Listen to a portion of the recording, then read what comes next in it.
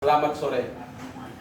Sore ini kita akan coba berbincang-bincang dengan seorang tokoh yang aktif di dalam penggiat desa. Untuk itu kami hadirkan Pak Sampurna Rambe, yaitu yang sangat giat di dalam melihat pembangunan desa. Silakan Pak Sampurna Rambe.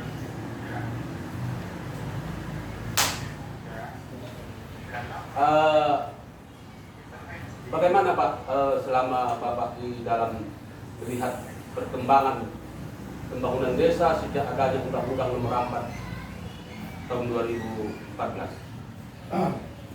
Baik, terima kasih.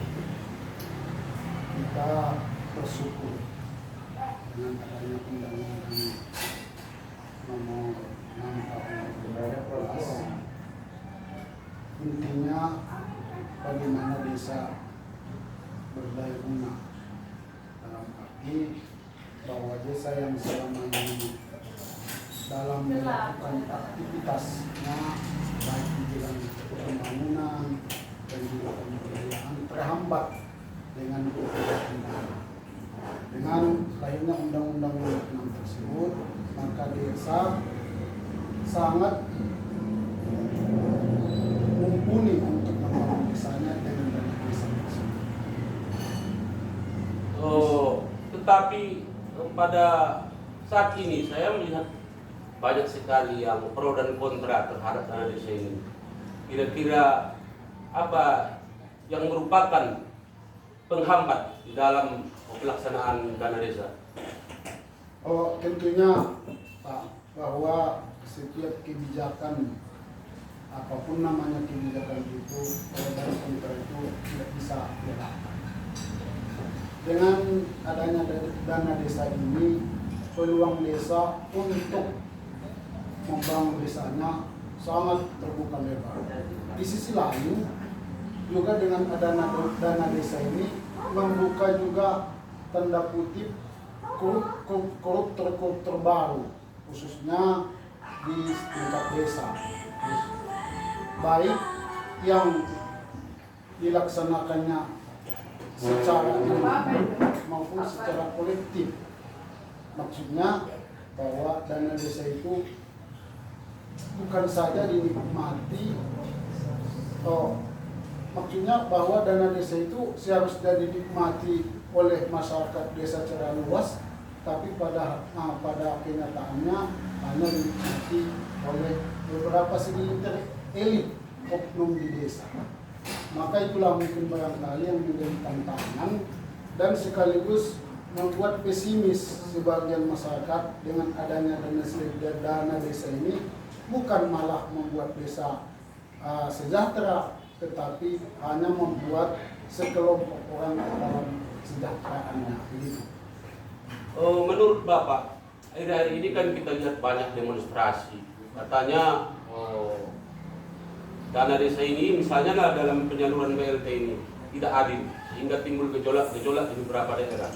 Apa pendapat Bapak menurut sesuai dengan keadaan ini? Ya, memang pantauan kita khususnya di Sumatera Utara, kita sebagai penggiat desa, banyak laporan yang sesungguhnya yang kita dapatkan bahwa pembagian BLT itu dirasa kurang adil menurut sebagian pihak. Kenapa? Karena prinsip-prinsip dalam pembagian BLT itu kadang-kadang, saya contohkan, dia karena dia kedekatannya dengan pemilih kepala desa misalnya, atau karena dia lebih kuat suaranya di desa itu, padahal dia sebenarnya kaya, tetapi harus itu menjadi penting. Sehingga itulah membuat kadang-kadang di desa itu ada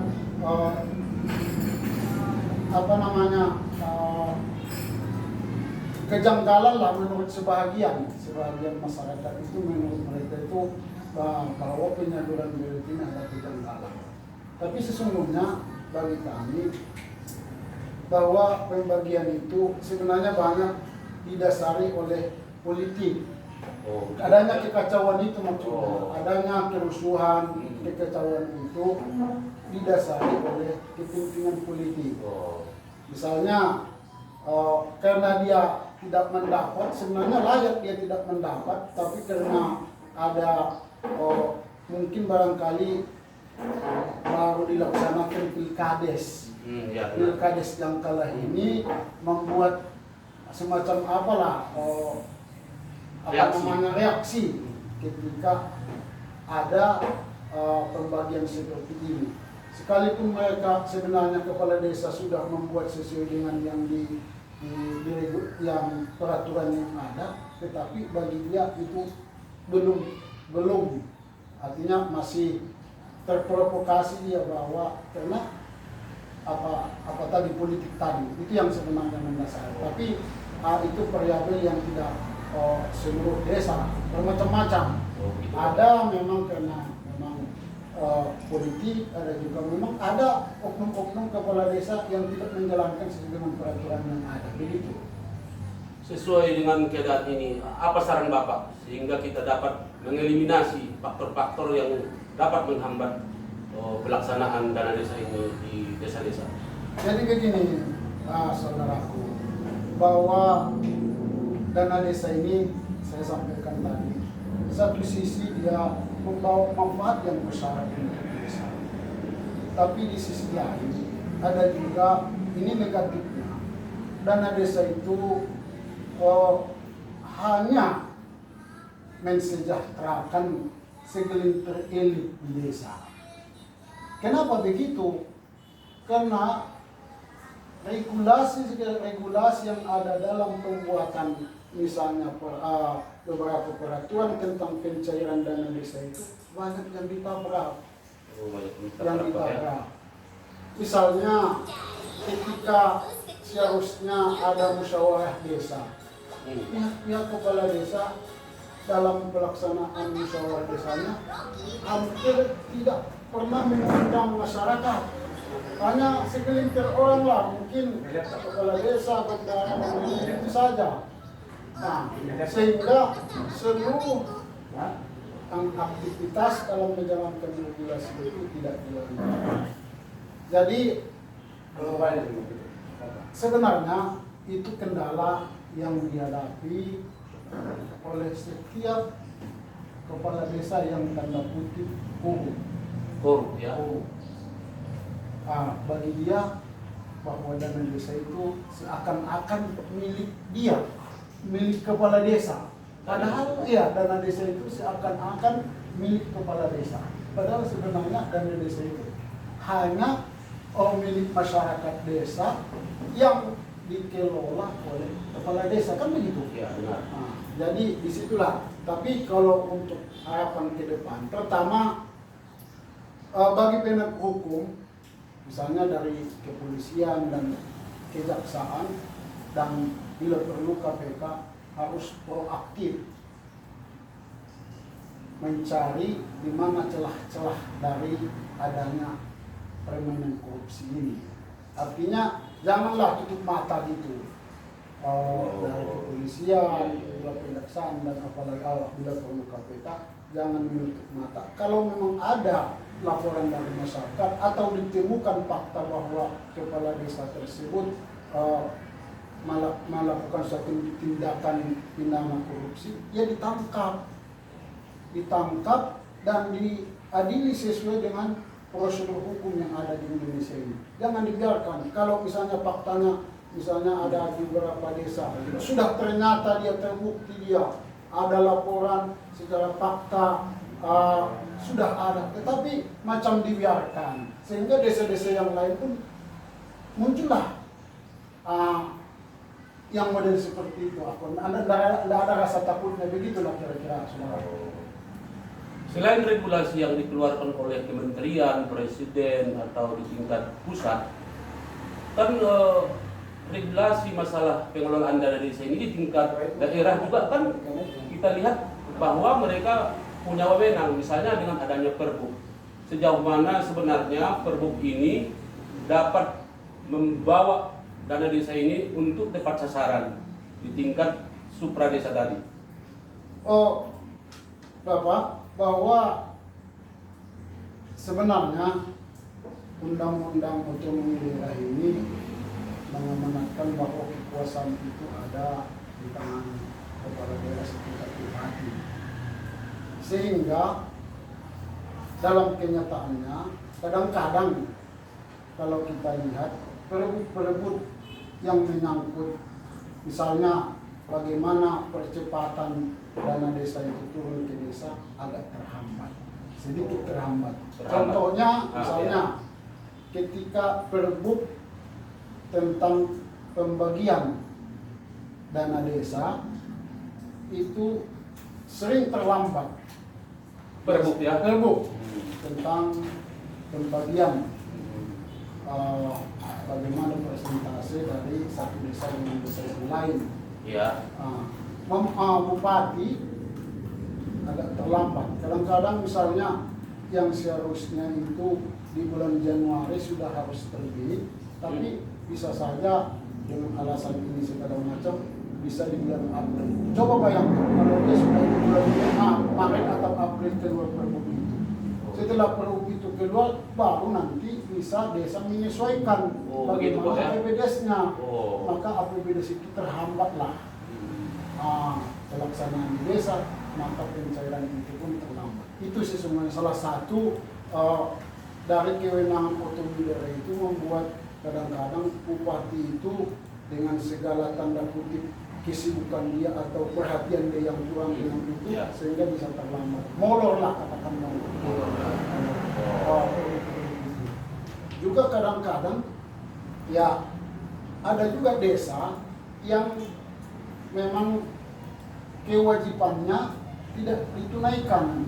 Begitu ya? Iya, dia hanya tahu menuntut haknya, tapi kewajibannya tidak dilaksanakan. Seperti apa misalnya? Contohnya, ya. Desa itu kan syarat-syarat untuk pencairan atau mendapatkan dana desa itu kan harus ada misalnya bagi kepala desa yang baru dilantik harus membuat RPJMDes-nya. Ya. Itu kadang-kadang banyak kepala desa itu yang baru dilantik tersebut itu tidak tahu atau memang kurang tahu atau tidak mau tahu membuat RPJMDes ini. Sehingga salah satunya terganggulah untuk pencairan. Sebenarnya itu kan kewajiban dia sebagai desa, kepala desa. Yang kedua, kalau misalnya pun kepala desanya sudah lama misalnya, kan ada juga persyaratan membuat RKP desa, rencana pembangunan desa. Rencana pembangunan desa ini adalah suatu rangkaian dari proses-proses misalnya musrembang desa yang melaksanakan musyawarah penggalian potensi desa. Inilah kadang-kadang RKP desa ini yang lama, terlambat, katakanlah terlambat, yang seharusnya dilaksanakan mulai bulan Juli sampai Desember, tapi bulan 1 atau bulan 2 kadang-kadang belum siap. Begitu Pak ya? Di situ makanya. Juga setelah ada RKP kan harus ada APBDes Pak. Iya benar. Iya, APBDes itu anggaran pendapatan belanja desa. Iya. Kadang-kadang di situ tanda kutip tadi permainan yang entah bagaimana. Kenapa APBDes itu terlambat? Sesungguhnya APBDes itu sebuah kewajiban bagaimana dana desa itu mau dikemanakannya. Iya. Rencana dia untuk membangun desanya itu harus tertuang di situ dan seluruh anggaran-anggaran yang dibutuhkan di situ. Disitulah kadang-kadang membuat terlambatnya tersendatnya penyaluran dana desa. Kalaupun presiden kita Pak Jokowi sangat serius untuk membangun desa dari pinggiran ini, tapi kendalanya di sebagian desa tidak mampu atau kurang serius atau tidak mau melaksanakan kewajibannya. Hanya tahunya menuntut haknya saja. Itu hak kami kok. Hak kami, dana desa itu hak kami. Padahal dia tahulah kewajiban itu harus bisa disesuaikan Pak. Itu kira-kira. Tapi begini Pak ya, kita kan tahu bahwa di tingkat daerah, tingkat 2, mereka punya wewenang untuk mengatur mulai dari penjadwalan mungkinnya, penjadwalan, pelaksanaan, pengawasan. Apakah wewenang yang mereka punya itu tidak cukup untuk memotivasi atau mempressure daripada kepala desa untuk melaksanakan kewajibannya sesuai dengan jadwal yang ditetapkan? Kenapa sering molor ini? Mungkin begini Pak, bagi pemerintah daerah itu kalau secara lisan itu sudah memberitahu kadang-kadang, baik juga secara tertulis, kepala daerah atau katakan bupati dan seluruh perangkatnya yang dalam ini dinas PMD, dinas terkait itu sudah membuat misalnya secara tertulis ke kepala desa, kepada tokoh-tokoh masyarakat khususnya pemangku kepentingan di desa sudah membuat. Tapi lagi-lagi ini persoalan administrasi di desa itu tidaklah sebaik yang di kabupaten. Kenapa? Karena mungkin SDM dari perangkat-perangkat desa itu tidak mumpuni Pak. Oh begitu. Jadi apapun misalnya dari segi percepatan lah itu, surat bupati atau melalui dinas terkait itu sampai pun mereka ke tangan kepala desa, tapi secara administratif mereka tidaklah sebaik yang ada di kabupaten. Sehingga proses misalnya tadi bagaimana RPJMDes, bagaimana RKP, bagaimana APBDes itu selalu itu kan administratif. Ya, saya potong Pak ya. Ya. Bapak kan mengatakan bahwa desa itu secara administrasi kurang memahami atau kurang menguasai secara administrasi, baik keuangan mungkin maupun yang lain-lain. Tapi kita lihat kan sekarang udah ada pendamping berjenjang dari pusat sampai ke desa. Ada TPP, ada tenaga ahli kabupaten, ada pendamping desa di tingkat kecamatan, kemudian ada PLD di tingkat desa. Kenapa ini? Apakah tenaga pendamping ini tidak cukup mumpuni untuk memberikan masukan atau membantu desa dalam melaksanakan administrasi desa? Begini Pak, pendamping desa ini sebenarnya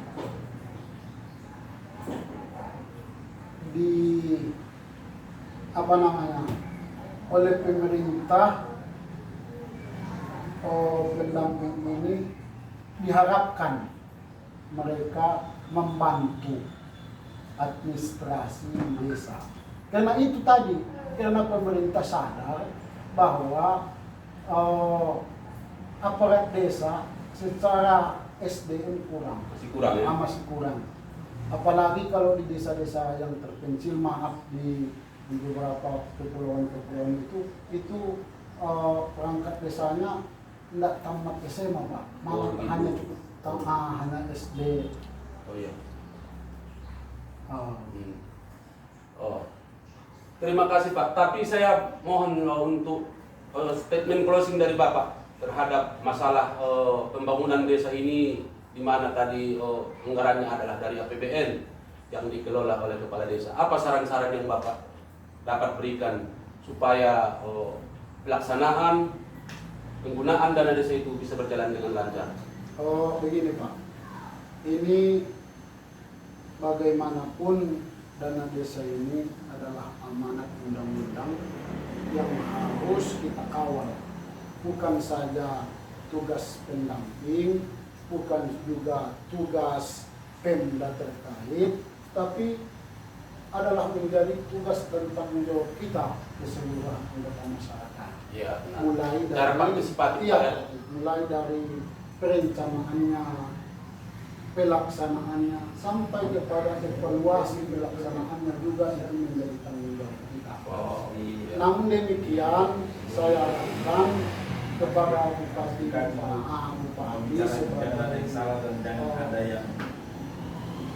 sebagai bupati, bagaimana untuk mempercepat misalnya Pergub tadi, supaya dipercepatlah, supaya desa bisa mengaktualisasikan kegiatan-kegiatan yang dilakukan di desa itu melalui RKPDes dan APBDes-nya. Oh ya. Yang kedua, bahwa dana desa ini bukanlah dana desa yang dicampakkan begitu saja untuk desa, tapi dana desa itu diharapkan bagaimana desa dengan dengan adanya dana itu bisa berbenah dari desa yang katakanlah terbelamang, desa berkembang, desa maju, dan desa mandiri. Iya, iya. Jadi dengan bagaimana caranya, Pak? Dengan cara kita sebagai anggota masyarakat secara keseluruhan, khususnya kepada kepala desa, betul-betul menjalankan tugas yang ada. Tidak boleh memberangkatkan bahwa dana desa itu adalah milik kepala desa. Oke, terima kasih Pak atas kesediaan Bapak untuk datang ke tempat kami dan telah memberikan pencerahan-pencerahan kepada penonton nanti. Semoga nanti dana desa di tahun-tahun mendatang akan dapat lebih mensukseskan untuk memajukan desa. Terima kasih Pak. Ya, makasih.